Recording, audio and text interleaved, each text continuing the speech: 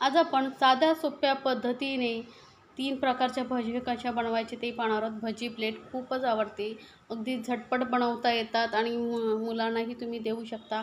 आता मुलांची सुट्टी पडलेली आहे, तर सतत काही नाही काही खाण्याची फर्माईश करतात. तर टी टाईमसाठी तुम्ही हे बनवू शकता. अगदी अप्रतिम लागतात. तर ही बघा कांद्याची भजी ती मस्त अशी रेस्टॉरंटपेक्षा हॉटेलमध्ये वगैरे मिळते त्यापेक्षा चविष्ट अशी भजी बनवलेली आहे. जास्त वेळ ह्या भज्या कुरकुरीत कशा राहतील आणि त्यासाठी काय करायचं. ही बटाट्याची भजी बघा मस्त टम्म अशा फुगलेल्या राहतात. आणि तिसरी भजी आपण बनवलेली आहे ती म्हणजे कोबीची भजी अगदी चवीला अप्रतिम लागते. तर एकदा नक्की बनवून बघा आणि रेसिपी आवडली तर चॅनलला लाईक्स, कमेंट्स आणि सबस्क्राईब करायला विसरू नका. तर रेसिपी बनवायला आपण सुरुवात करूया. तर त्यासाठी इथे बघा मी 2 कांदे घेतलेले आहेत. असे लांब कापून घ्यायचे आहेत आणि हे 2 कांदे आपण पातळ एकदम कापायचे, जास्त जाड कापायचे नाही आहेत. आणि याच्या पाकळ्या आपण अशा मोकळ्या करून घ्यायच्या आहेत, म्हणजे भजी आपल्याला करायला सोपी पडते. तर यामध्ये आता आपण घालणार आहोत अर्धा चमचा मीठ आणि सोबतच अर्धा चमचा आपण यामध्ये लाल मिरची पावडर घालायची आहे. आता तिखट तुम्हाला किती हवं आहे त्यानुसार तुम्ही लाल मिरची पावडर कमी जास्त करू शकता. आता ही लाल मिरची आणि मीठ आपण ह्या कांद्याला व्यवस्थित लावून ठेवायचं. हलक्या हाताने फक्त मिक्स करत राहायचं आहे आणि याला आपण झाकून अर्धा तास असंच ठेवून देणार आहोत. तर आता तोपर्यंत आपण पुढची कृती करायला घेऊया. तर आपण बनवूया चटणी लागण्यास. तर चटणीसाठी इथे एका भांड्यामध्ये मिक्सरची आम्ही घेतलेली आहे थोडी कोथिंबीर आणि 10 पुदिन्याची पानं घ्यायची आहेत मीठ लिहून. आणि सोबतच आता यामध्ये घालूया आपण अर्धा इंच आल्याचे तुकडे मी करून घेतलेले आहेत. आणि अर्धा चमचा इथे मी जिरं घेतलेले आहे. झटपट होणारी चटणी आहे, खूप छान लागते. आणि 2 हिरव्या मिरच्या घेतलेल्या आहेत, तोडून घालायच्या आहेत. आता किती हवं आहे तुम्हाला त्यानुसार तुम्ही मिरचीचं प्रमाण कमी जास्त करू शकता. चवीनुसार घालायचं आहे मीठ आणि थोडंसं पाणी घालून आपण याला एकदम बारीक वाटून घेणार आहोत. इतर काही घालायची गरज नाही. अप्रतिम लागते ही चटणी भजीबरोबर ती. तर नक्की बनवा. तर ही आपली चटणी एकदम बारीक वाटून घेतलेली आहे बघा, मस्त हिरवीगार अशी आपली ही चटणी तयार झालेली आहे. तरी कुठल्याही तुम्ही स्नॅक्सबरोबर वगैरे सर्व करू शकता, अप्रतिम लागते. तर आता ही आपली चटणी ही तयार झालेली आहे. तर आपण आता भजी बनवायला सुरुवात करूया. तर प्रथम आपण बटाट्याची भजी बनवणार. तर एका बटाट्याचे असे मी पातळ स्लाईस करून घेतले आहेत. एकदम ही पातळ करायचे नाही, थोडेसे असे जाडसर ठेवायचे, म्हणजे भजी खाताना असं नुसतं पीठ लागणार नाही, बटाट्यालाही लागेल. आणि धुवून पाण्यामध्ये ठेवायचं. आता इथे मी अर्धा कप बेसन घेतलेलं आहे, त्यामध्ये 2 चमचे कॉर्नफ्लोअर घालते. कॉर्नफ्लोअरऐवजी तुम्ही तांदळाचं पीठही घालू शकता. त्यामुळे काय होते भजी आपली जी आहे एकदम कुरकुरीत राहते. यामध्ये आपल्याला बेकिंग सोडा वगैरे घालायची काही गरज नाही आहे. अगदी थोडीशी घालायची हळद, कलर खूप छान येतो. आणि तिखटपणासाठी थोडंसं आपण घालतो आहे रेड चिली फ्लेक्स, इथे पाव चमचा एवढंच घातल्याने चवीनुसार मीठ घालूया. कारण यामध्ये आपण मसाला नाही घालणार, जशी रेस्टॉरंटमध्ये हॉटेलमध्ये वगैरे मिळते ना तशी पिवळी भजी बनवण्यासाठी मसाला घालत नाही आहे. थोडीशी घालूया कोथिंबीर आणि ही सर्व साहित्य मिक्स करून घेऊया व्यवस्थित. एकदा या पद्धतीने ही भजी बनवून बघा, खूपच चवीला अप्रतिम लागते. आता थोडंसं पाणी घालून आपण अशी घट्टसर याची पेस्ट करत जाणार आहोत. थोडं मध्ये मिक्स करत जायचं आणि आपण याची पेस्ट करून घ्यायची आहे. तर बटाट्याची कॉर्नफ्लोअर घातल्यामुळे काय होतं, आपली जी बटाट्याची भजी आहे ना मस्त जास्त वेळ एकदम टम्म फुगलेली राहते. तर नक्की बनवून बघा आणि जास्त तेलकटही होत नाही. आता हे पीठ आपण जे ना 5 मिनटं चांगलं फेटून घ्यायचं आहे. जेवढं व्यवस्थित फेटाल तेवढंच भजी तुमची हलकी फुलकी होते, मस्त कुरकुरीत होते. आणि हे फेटल्यानंतर मस्त हलकं होतं, त्यामुळे भजी जास्त तेल सोकत नाही आणि मस्त कुरकुरीत आणि मस्त टम्म फुगलेली राहते.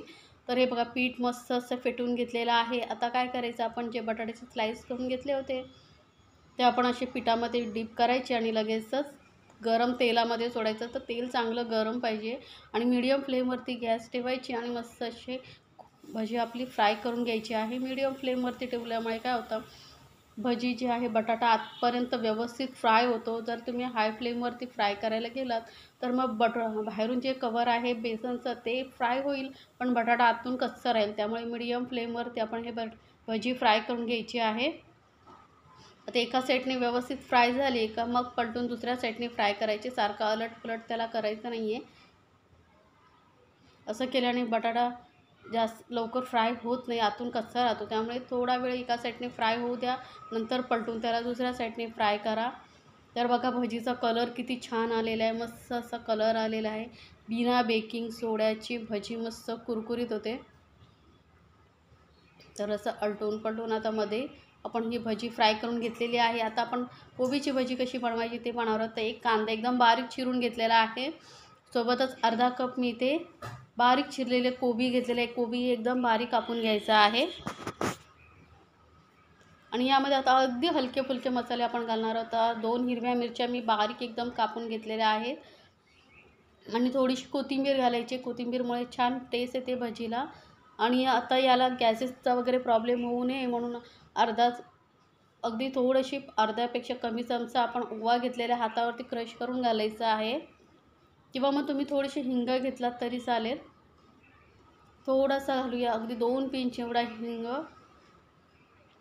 आणि थोडीशी घालूया हळद, कलर खूप छान येतो भजीला आपल्या. आणि आता चवीनुसार घालूया मीठ.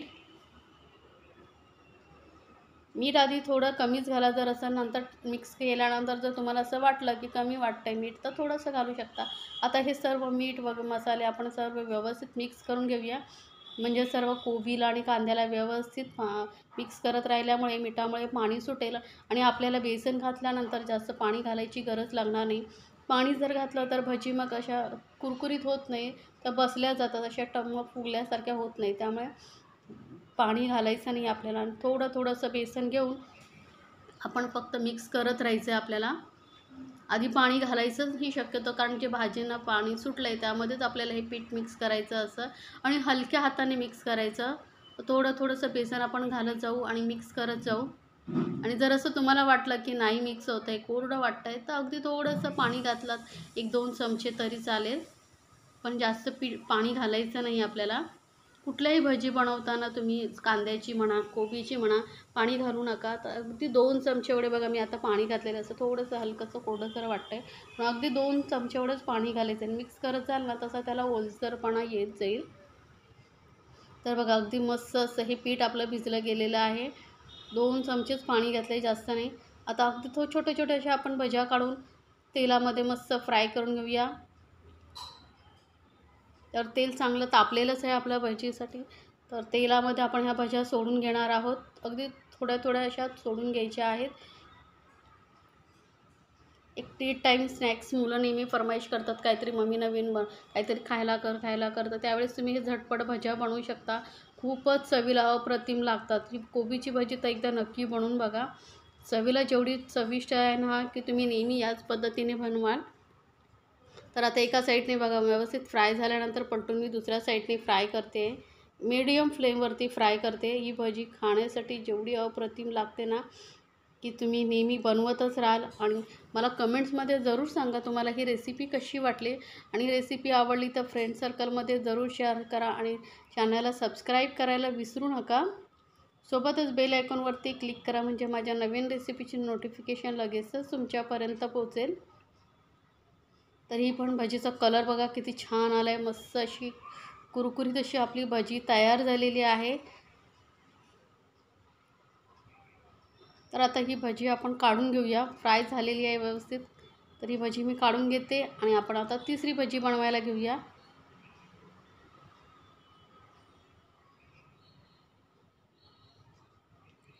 तर आता हा कांद्याची भजी आपली राहिली आहे ती बनवून घेऊया. तर बघा कांद्याला पाणी मस्त सुटलेलं आहे. तर याच पाण्यामध्ये आपल्याला पीठ मिक्स करायचं आहे. वरून पाणी घालायची गरज नाही आहे. आणि कांदा असं मीठ आणि मसाला लावून ठेवल्यामुळे आपली भजी जी आहे मस्त अगदी कुरकुरीत होते. आणि जशी हॉटेलमध्ये किंवा भजीच्या गाडीवरती मिळते तशीच भजी तयार होते. आणि हलक्या हाताने पीठ मिक्स करायचं आहे, जास्त प्रेशर देऊन आपल्याला हे मिक्स करायचं नाही. फक्त हे कांद्यावरती अशी कोटिंग आली पाहिजे, अशीच आपल्याला ही भजी फक्त मिक्स करत राहायचं आहे. बघा अगदी हलक्या हाताने मिक्स करते फक्त. आणि पाणी अजिबात आता घालायचं नाही आहे. पाणी जर घातलं ना तर भजी लगेचच नरम पडतात आपल्या. थोडा वेळ फ्राय करतो तेवढा वेळ कुरकुरीत राहतात आणि थोड्या वेळाने लगेच नरम पडतं. तर थोडंसं जे पीठ मी घालत मिक्स करत गेलेले आहे, जे अर्धा कप बेसन घेतलं होतं ते मी पूर्ण घातलेलं आहे. अगदी एखाद चमचा आपण पीठ मिक्स होत नसेल तर पाणी घालायचं आहे. जास्त पाण्याचा अजिबात वापर करायचा नाही आहे आपल्याला. तरी मस्त अशी आपली ही भाजी बघा मिक्स झालेली आहे. तर आता आपण तेलामध्ये फ्राय करायला घेऊया. तर अगदी पातळ पातळ भाज्या आपल्याला ह्या तेलामध्ये सोडायच्या, जास्त जाड भाजी सोडायची नाही. नाहीतर काय होतं आतून असं कच्ची कच्ची अशी भाजी वाटते. त्यामुळे पातळ भाजी घातली ना की छान कुरकुरीत होते. तर अगदी पातळ पातळ भाज्या तेलामध्ये सोडायच्या आहेत आणि मीडियम फ्लेमवरतीच आपण ह्याला ही फ्राय करून घेणार आहोत. तरी भजी प्लेट तुम्हाला कशी वाटली मला कमेंट्समध्ये जरूर सांगा आणि तुम्हाला कुठल्या भजी अजून पाहायला आवडतील तेही मला कमेंट्समध्ये सांगा. मी नक्की बनवून दाखवेन.